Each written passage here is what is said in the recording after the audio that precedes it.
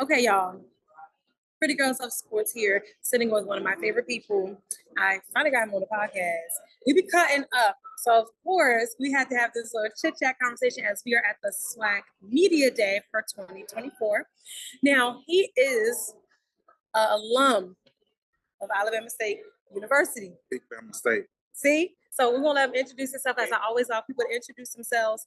And from there, we're going to hop into a few questions. So go ahead and introduce yourselves. Tell us who you are. What's up, gang? I'm C. Dennis. Like she said, I'm along with Bama State, and it's Big Bama State. And so I'm here at Media Day.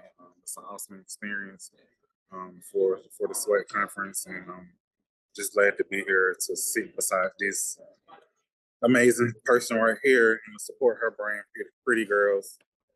Love sports, which is amazing. I think brand, an amazing thing that she started for women in general, just to be able to make this stance in athletics is an amazing thing. And, women in sports is growing and growing. So I think she's on to something, and I think she's going to continue to do very, very well as she has been doing. I love everything about her. I love her brand. I love her energy. From 0 to 1. It's so are you. Right now he's being very calm and very trying to be professional, but he be kind of tech. But what did you study when you went to Alabama State? So I studied actually finance. Okay, so finance, you good with numbers. Finance minor in eco. Okay, so finance, eco, and then what exactly do you do now? You probably do a whole bunch of things, but yeah. So my career is in banking and finance, and so currently I am SVP for Hope Federal Credit Union, and I pretty much oversee the underwriting department in the commercial division.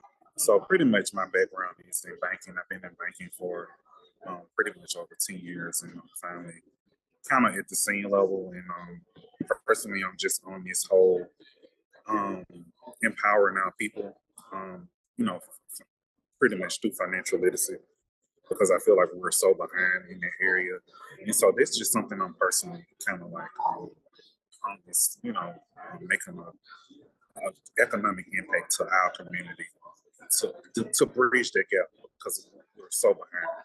Yes, I was just about to say, I think being in the athletic space and being in the banking space or the financial space, those two go together so well, because a lot of our athletes are coming into money at very young ages and they're not knowing how to navigate in those spaces, and they make poor decisions or they fail to invest. Mm-hmm. So just give me two tips. I know you can probably give me 100.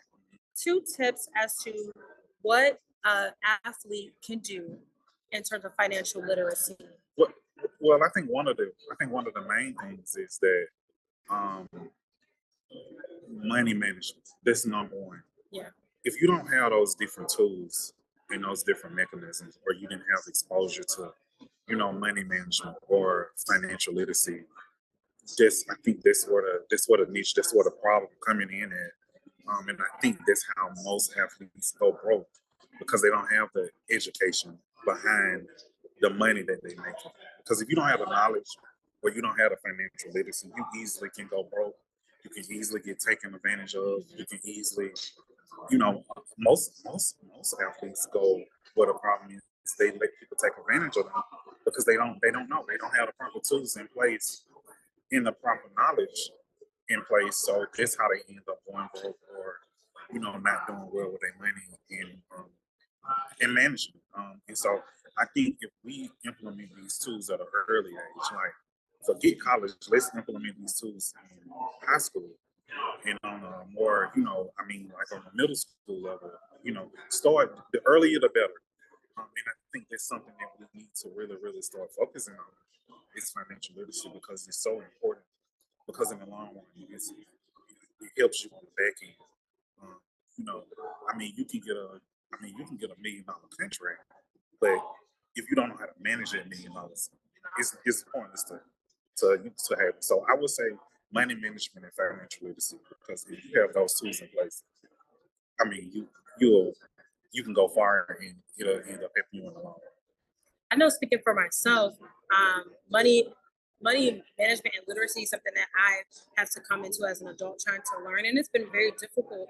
So I can only imagine if I would have started middle school, even in high school, I really knowing how to manage my funds, then it'll be a lot easier. Especially, I think the military kind of helped me with that because, like, when I was active, they did send us through finance classes, but we don't get paid that much. So you really had to figure out how to really work and maneuver your money to make it work best for you. So the fact that you just said that, like, two main tips is understanding literacy and then financial management. So if if an athlete does not have anything, I think they've never done anything for financial literacy or never did anything with how to manage their money, what is like a small step that they can take to get there outside of talking with maybe an advisor or a financial person? But see, I think the thing is when it comes to athletes, it's trust. You got to really know somebody. Okay. And you really got to know somebody that you trust. And so, personally, in my opinion, the best advice that I can suggest is that you go to someone close to me, like a family member, a close friend, somebody that's in close proximity that you trust, that you think that could help you with money management or financial literacy.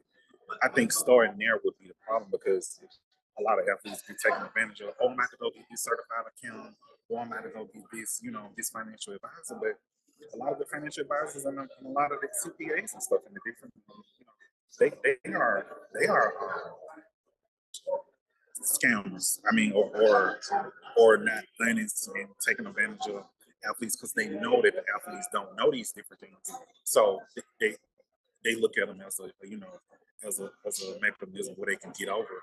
So my suggestion would be you start with somebody that's close in close proximity, somebody that you trust, whether it be a family member or a friend, a colleague. I would say start there before you go outside of those parameters of people not saying that people can take advantage of them either, but I think if finding someone that you actually trust, I think there would be something short, somewhat to start that's convenient and short, not long term. I think you can start there would be a start. It's a nice baby step. Yeah.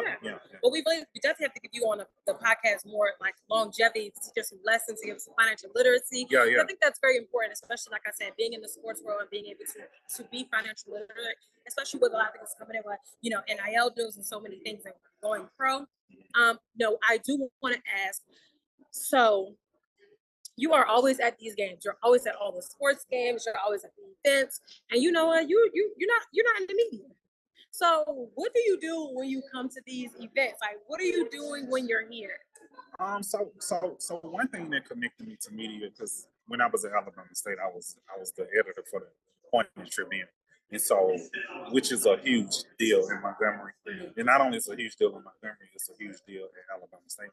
And so ever since then, even though I have graduated in Western, ever since then I have kind of had a love and a relationship with media. And I was chief editor for 2 years, but I worked for the Tribune for the whole 4 years I was there.